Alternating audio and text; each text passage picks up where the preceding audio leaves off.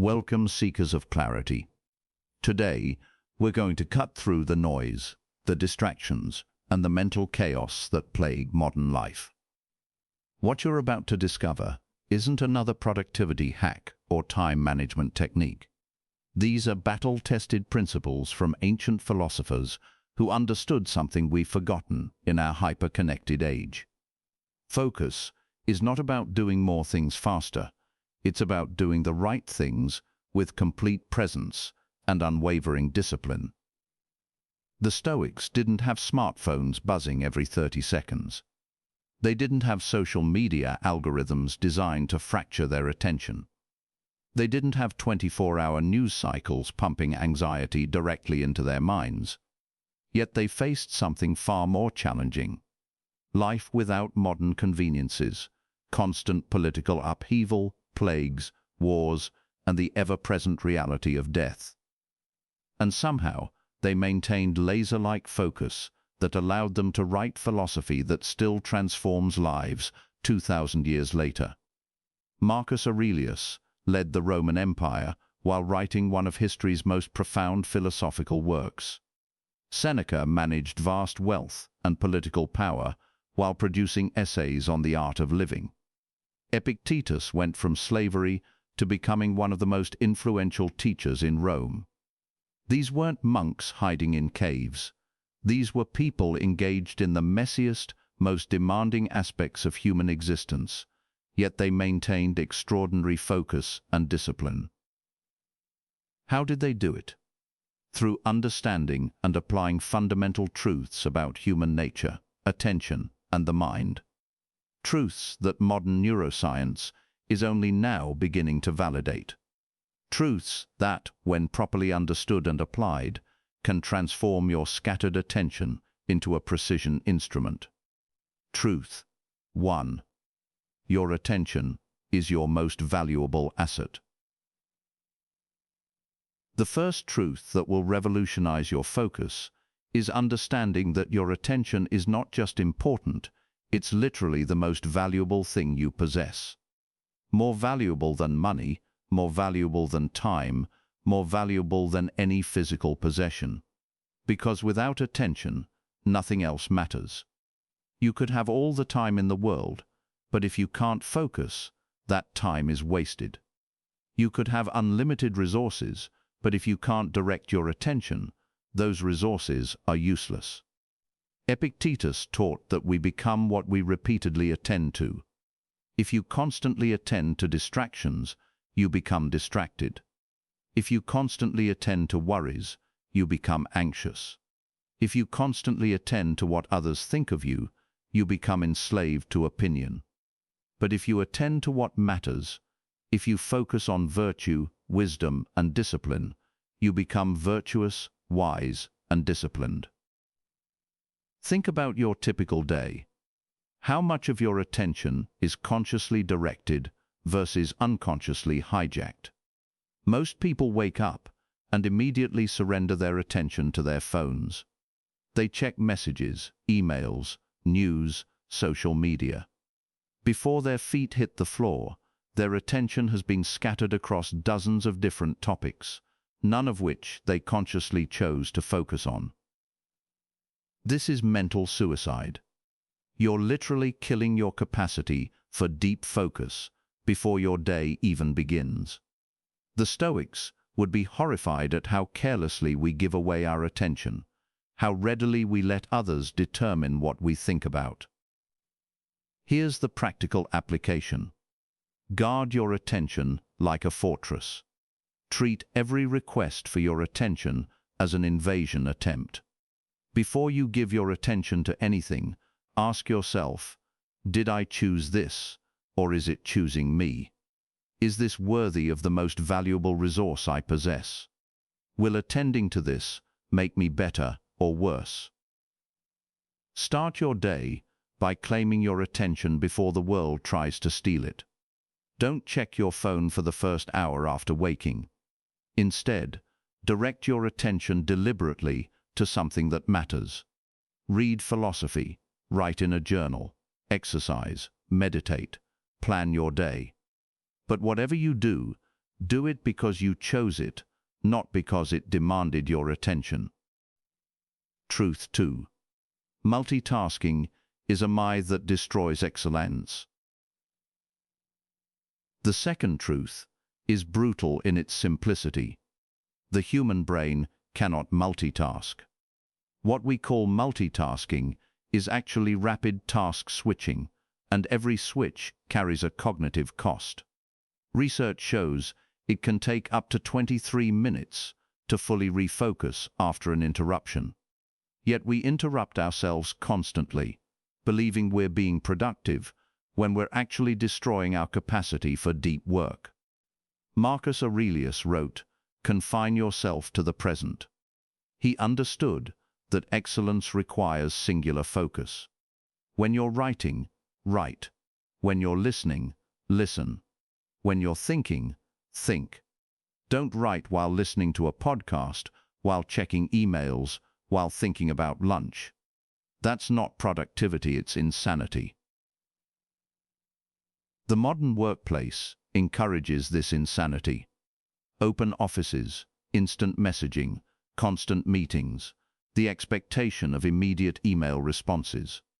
We've created environments designed to prevent focus, then wonder why we can't produce excellent work.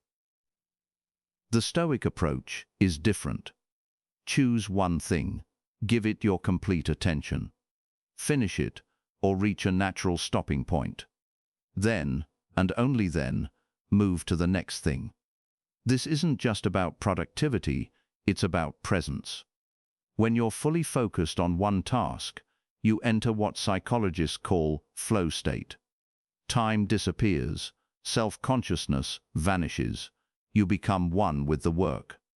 But achieving this requires saying no to everything else while you're focused on one thing. No, you can't quickly check that notification. No, you can't respond to that message right now. No, you can't have that conversation at this moment. These aren't rejections, they're protections of your focus. Implement time blocks in your day. Decide that from 9 to 11 a.m. you focus on your most important project. During this time, your phone is in another room, your email is closed, your door is shut. You are unreachable except for genuine emergencies. Most people fear being unreachable, but ask yourself what percentage of things that feel urgent are actually important. The answer is almost none. Truth 3. Discipline in small things creates discipline in all things.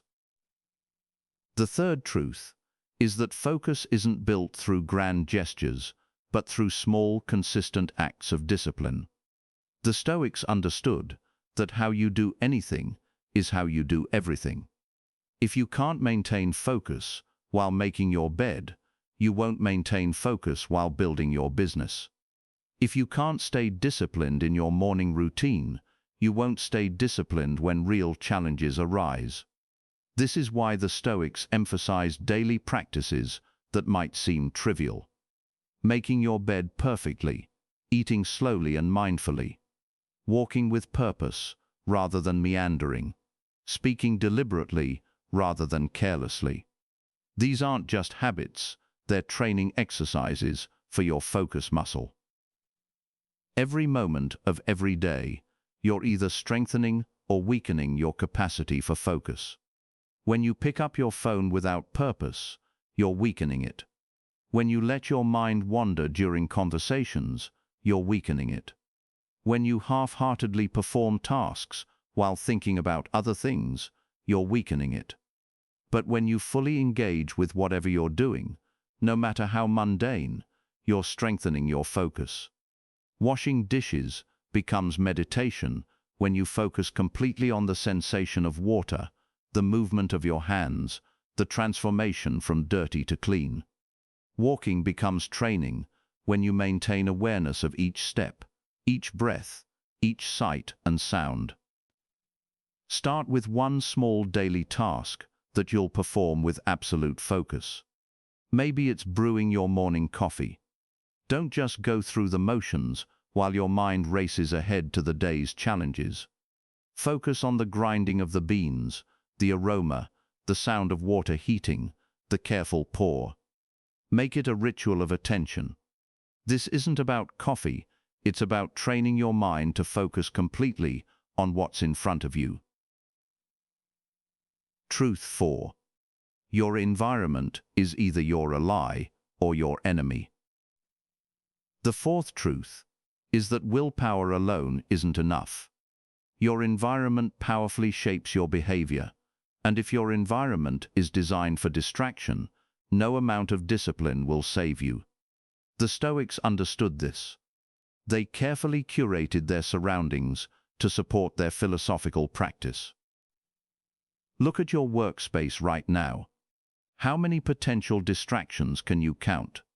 Your phone, multiple browser tabs, cluttered desk, noisy surroundings, people walking by.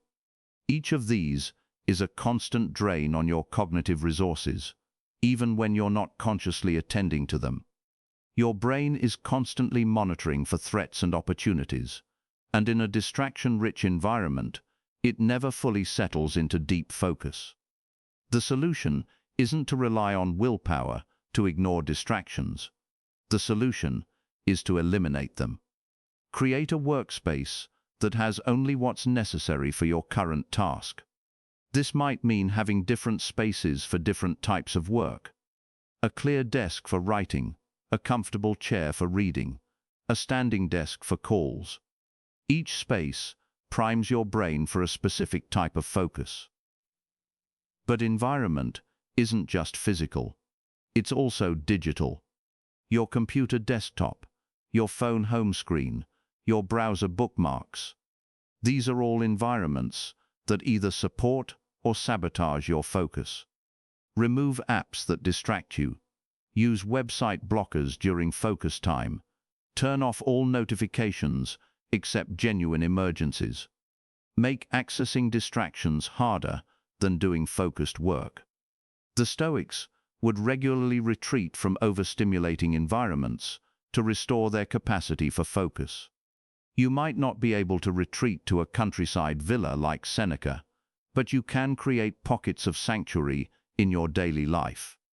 A morning walk without your phone, a lunch break in nature, an evening reading session in a quiet room. These aren't luxuries, they're necessities for maintaining focus in a distracting world. Truth 5. Clarity of purpose eliminates distraction. The fifth truth is that most focus problems are actually purpose problems. When you're crystal clear on what matters and why, distractions lose their power. When you're unclear on your purpose, everything becomes a potential distraction because you have no criteria for determining what deserves your attention. Marcus Aurelius, in the middle of leading military campaigns, would remind himself daily of his purpose, to serve Rome and embody virtue. This clarity allowed him to navigate complex political situations, military strategies, and personal challenges without losing focus on what mattered most. Most people have vague goals like be successful, or be happy, or make money. These aren't purposes, they're wishes. A purpose is specific, meaningful, and actionable. It answers the question, if everything else fell away, what would still matter to you? Spend time developing a clear personal mission statement. Not what sounds good, but what actually drives you. Not what others expect, but what you expect of yourself. This becomes your North Star, the reference point for every decision about where to direct your attention. When you have clarity of purpose, saying no becomes easier. That interesting opportunity that doesn't align with your purpose, no. That social obligation that would drain energy from your mission, no. That new project that would scatter your focus, no. These aren't rejections of the opportunities themselves, but affirmations of your purpose. Write your purpose somewhere you'll see it daily. Before starting any task, ask yourself, does this serve my purpose? If yes, give it your full attention. If no, eliminate or delegate it. This might seem harsh, but focus requires ruthlessness. You can't do everything, so you must choose to do what matters. Truth 6. Rest is not the absence of focus, but its foundation. The sixth truth contradicts modern hustle culture. Sustainable focus requires deliberate rest. The Stoics understood that the mind, like the body, needs recovery periods. Marcus Aurelius would retreat to his family's estate. Seneca would spend quiet evenings in reflection. They knew that constantly pushing forward without restoration leads to diminished returns and eventual breakdown. Modern science confirms this. The brain's default mode network, active during rest, is crucial for consolidating memories, processing experiences, and generating insights. When you never truly rest, you never fully process what you've learned or experienced. You operate in a constant state of mental fatigue that makes deep focus impossible. But rest doesn't mean mindless scrolling or binge-watching. That's not rest, it's distraction. True rest is deliberate and restorative. It might be walking in nature, reading fiction, having meaningful conversations, or simply sitting in silence. The key is that it's chosen, not compulsive. Implement strategic rest periods throughout your day. After 90 minutes of focused work, take a 15-minute break. Not to check social media, but to walk, stretch, or simply stare out the window. These breaks aren't interruptions to your productivity, they're essential components of it. Also, establish clear boundaries between work and rest. When you're working, work completely. When you're resting, rest completely. The gray zone between the two, where you're sort of working while sort of resting, is where focus goes to die.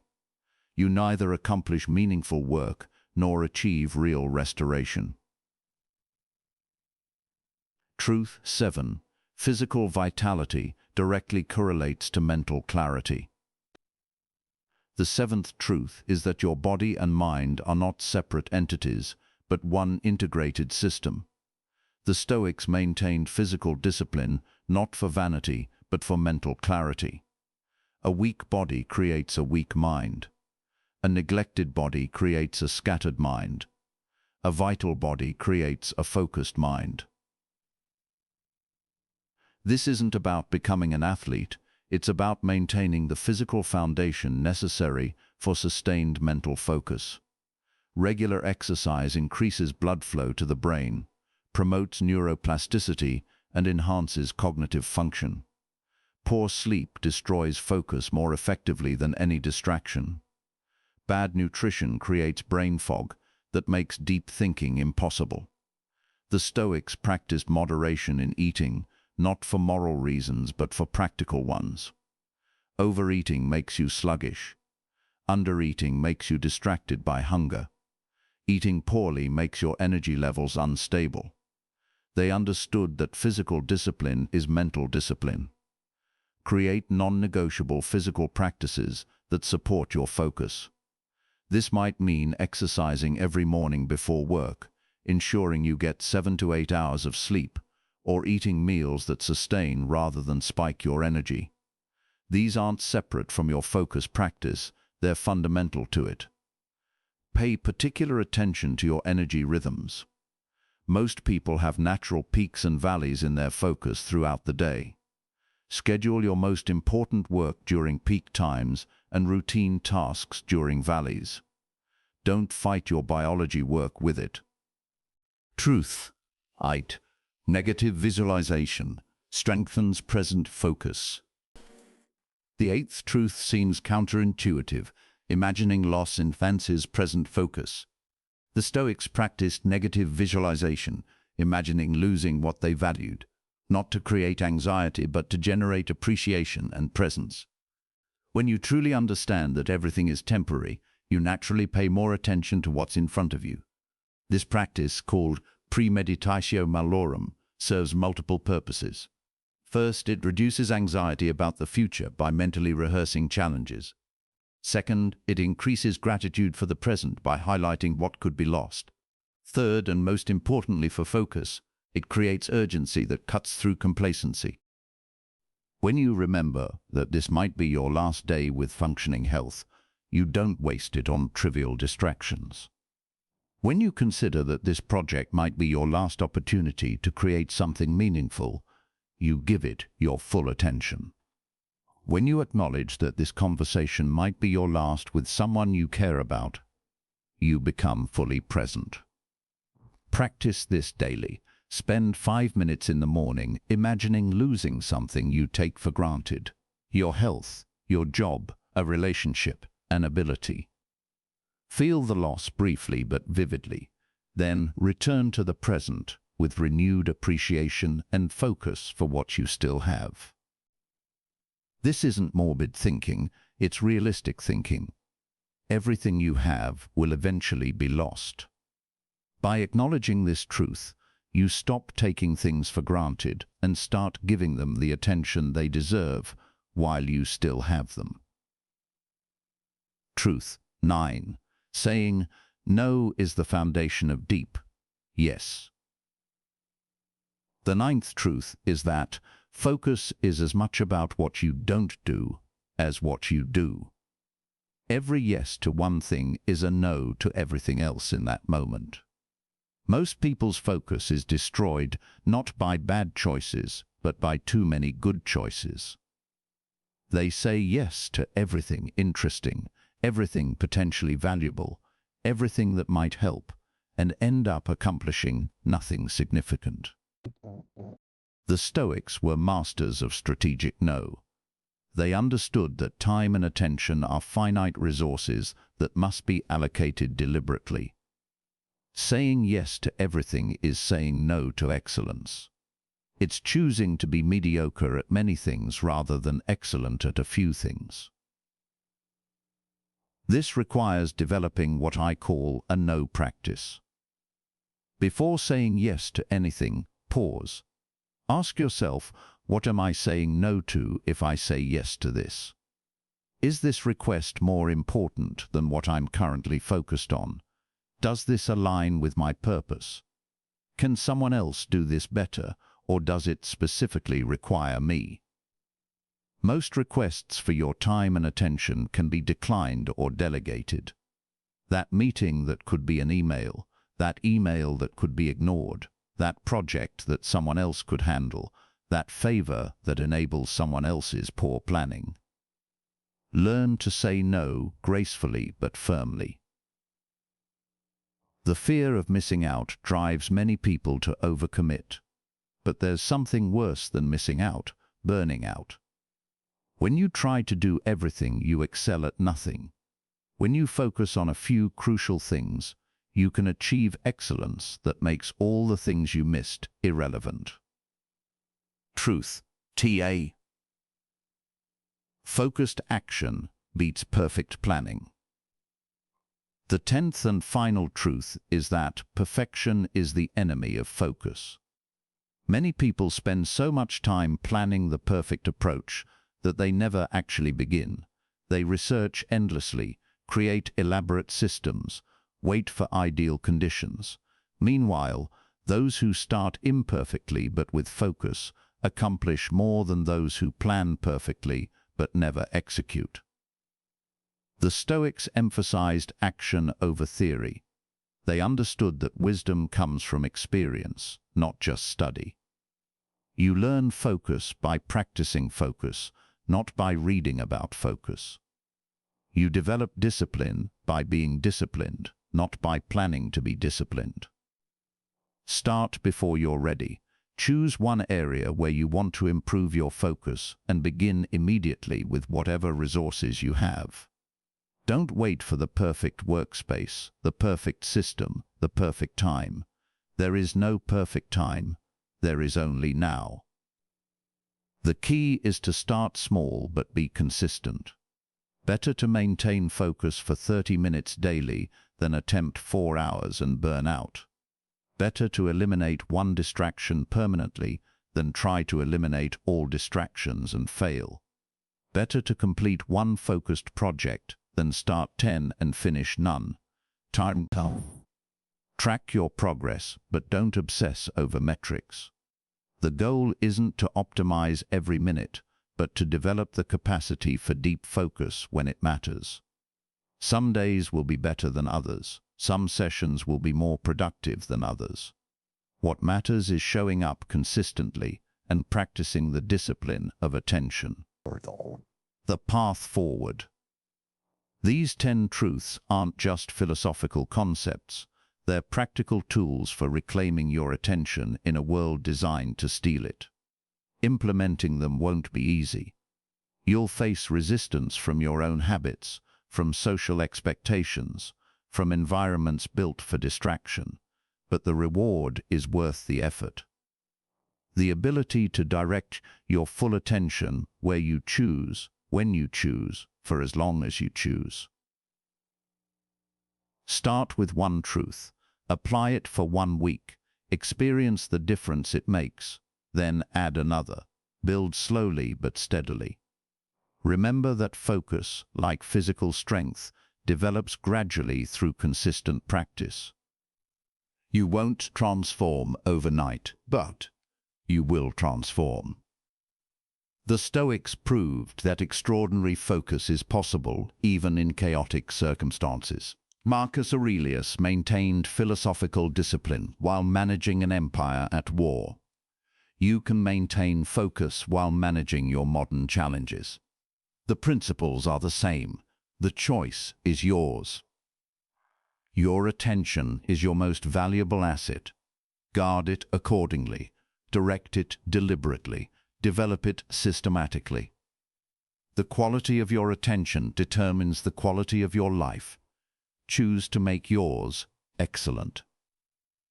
The world needs more people who can focus deeply, think clearly, and act decisively. In an age of infinite distraction, the ability to maintain singular focus is a superpower. Develop it and watch as every area of your life improves. Your work becomes more meaningful, your relationships become deeper, your thinking becomes clearer, your life becomes more intentional. This is the promise of Stoic discipline. Not just increased productivity, but increased presence. Not just getting more done, but doing what matters. Not just managing time, but mastering attention. The path is clear. The principles are proven. The only question is, will you walk the path? Begin today. Choose one truth. Apply it immediately. Your focused future starts with this moment of decision. Make it count.